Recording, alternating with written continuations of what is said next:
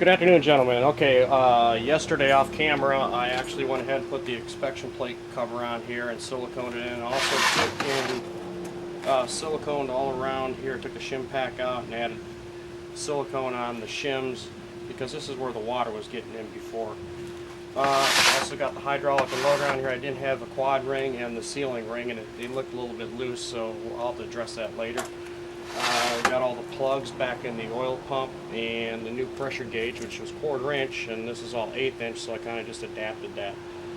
Also, I'm missing the oil pressure adjustment lock nut here for this for the oil pressure adjustment, but that's not a big deal for right now.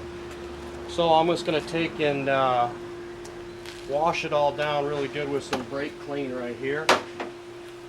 Get all the oil off it, and I'm going to go ahead and paint it because it's awfully hard once you get the intercooler and the flywheel on here to get this area nice and painted. So it sits outside, so I want to kind of take care of that first. I know it's kind of one of those things that may jinx you by painting it before you actually run it, but it's just down here in this subtropic climate, stuff rusts up really quick. So I just want to get a shot of paint on this, and then we'll put it on the tank and we'll run it.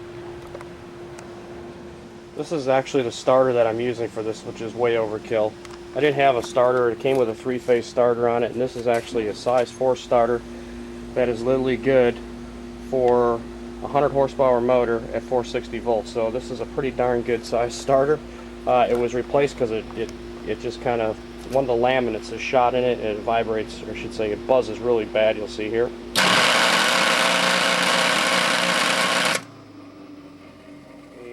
Got that motor secondhand. The bearings don't sound the greatest in it, but hey, we're just gonna run with what we got for right now. It's kind of a budget build, if you will. I got the new starter over here. It's actually a single-phase starter as opposed to the 3-phase starter I had before.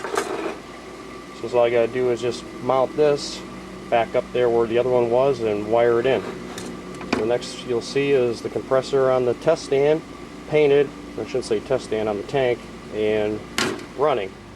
Alright, got the pump on the tank, got the new starter mounted and wired, and give her the old test run.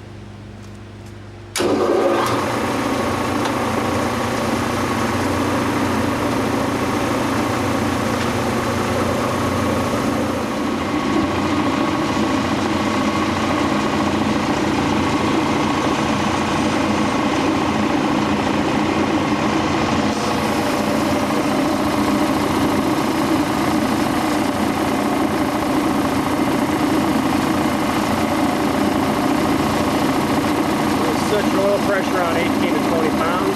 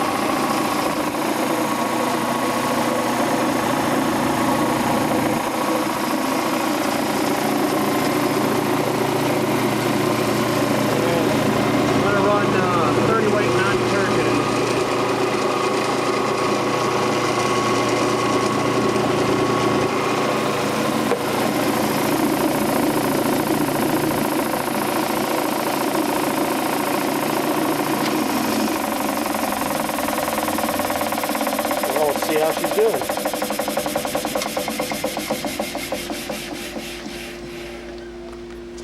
That's absolutely perfect right there. I mean, not a trace of oil at all.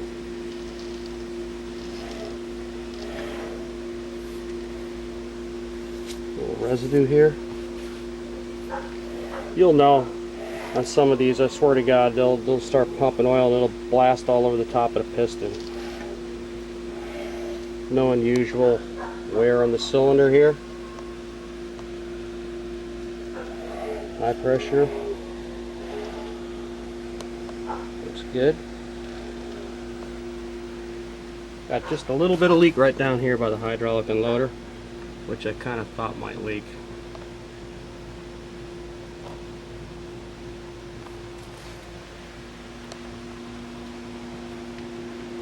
So let's just run it some more.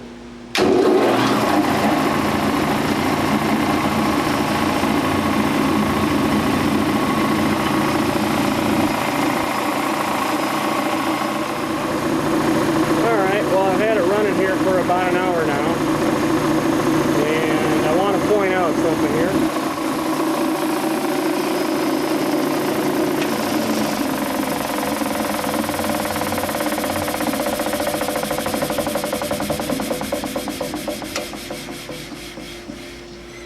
Alright, what appear to be scores in the cylinder are actually not. What you're just seeing is just a very, very dry cylinder here for the most part. That's about what you're going to normally see.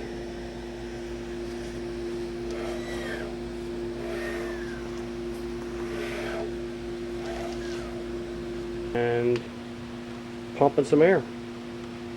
Stay tuned.